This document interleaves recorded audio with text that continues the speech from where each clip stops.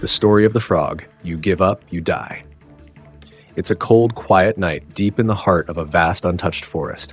The air is thick with mist, hanging in the trees like an unspoken secret. Moonlight filters through the canopy above, casting pale beams onto the forest floor, illuminating patches of ground with a ghostly glow. The usual sounds of the woods, chirping insects, rustling leaves, distant calls of nocturnal creatures, have faded into silence. It's the kind of silence that seems to carry the weight of the world, as though the forest itself is holding its breath. And at the center of this frozen stillness, a small clearing reveals the cruelest scene. A large iron pot rests precariously over a low fire. The flames lick at the bottom, just enough to keep the contents simmering. In that pot, the frog struggles. His limbs are heavy, his body aches with every movement. His once vibrant green skin is now a dull shade of yellow, burned by the relentless heat. His breaths come in short gasps, shallow and desperate. His heart pounds painfully in his chest. His eyes, wide with panic, flick from the boiling water to the darkened forest surrounding him. The heat presses in on all sides, suffocating him. The water in the pot is reaching a boiling point. It's unbearable, but there's something even more terrifying than the boiling water. Something even worse than the heat that threatens to consume him. If he jumps out now, if he leaps out of the pot, he will freeze to death. The night is frigid.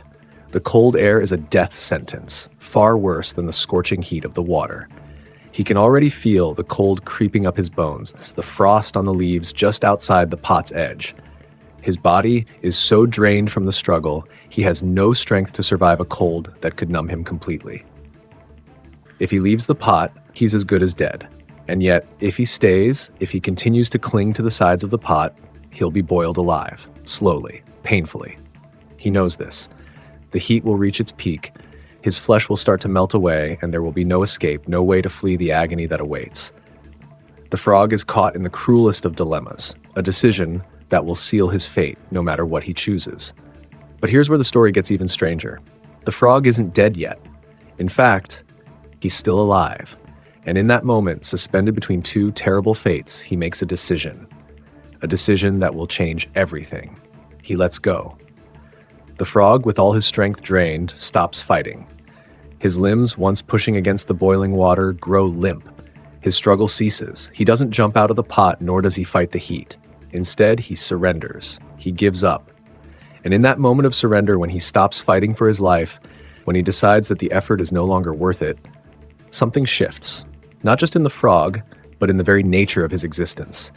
The heat continues to rise, the cold outside grows more dangerous, but the frog, he's done. He's stopped fighting. And that, my friends, is when the story takes a tragic turn. Most people don't even realize it. Most people believe that the frog's death was sealed by the boiling water, or the cold, or the lack of options. But it wasn't. It was sealed the moment he stopped trying. The frog's true enemy wasn't the heat, the water, or the cold. His true enemy was his decision to stop fighting, to give in, to believe that no matter what, he couldn't make it out, that he couldn't overcome the pressure. The moment the frog gave up was the moment his fate was sealed. We've all been there, haven't we? How many of us have faced our own boiling pots, our own moments of feeling trapped, helpless, and unable to escape? We don't have to be stuck in a literal pot of boiling water to feel like we're drowning in our circumstances. Life often feels like a constant struggle against forces that seem beyond our control. The heat rises, the pressure mounts, and there are times when it feels like all we want to do is stop, to give up, to let go. But here's the thing. The frog didn't die because of the heat. He didn't die because of the boiling water or the cold air. He died because he stopped fighting. He died because in the moment when he needed to push harder, to fight harder, he let go. Think about your own life for a moment. How often do we face moments when the pressure becomes unbearable, when everything seems to be closing in and we feel like we're fighting a losing battle? How many times have we been on the edge, staring down the harsh realities of our situation and thought, maybe it's just easier to give up? We've all been there. In relationships, in work, in dreams. It feels like we're pouring our hearts into something that's slipping away, like we're giving everything we have and still coming up empty. And in those moments, it's tempting to let go, to stop trying, to think that maybe it's just not meant to be. But let me tell you something.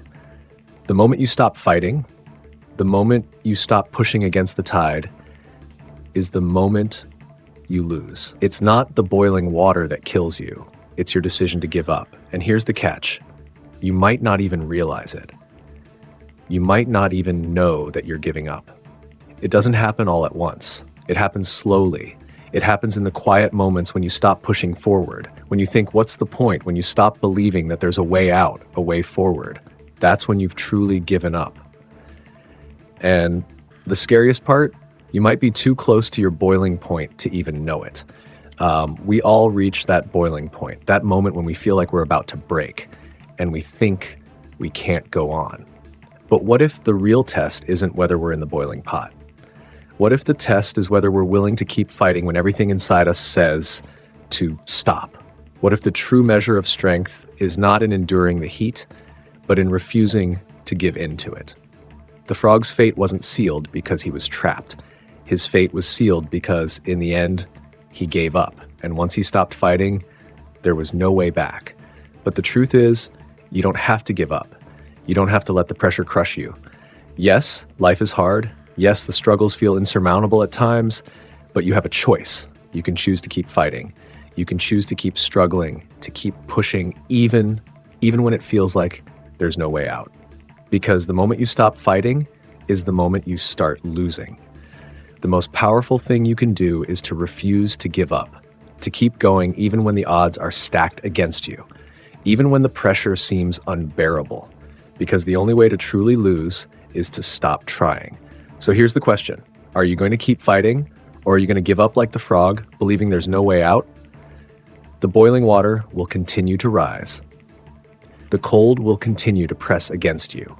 But you get to decide whether you give up, whether you let it defeat you, or whether you keep fighting, even when it feels like everything is against you. The frog story is not just a cautionary tale. It's a reminder that the real battle is not against the heat, the pressure, or the circumstances. The real battle is against the moment you decide to stop fighting. And that, my friends, is where the true story begins. Final engagement question. If you've made it this far, I want to hear from you. When have you felt like giving up but chose to keep fighting instead? Share your story in the comments below, and let's keep this conversation going. And don't forget to watch the next video in the series, where we'll dive deeper into how to turn your toughest battles into the greatest moments of growth.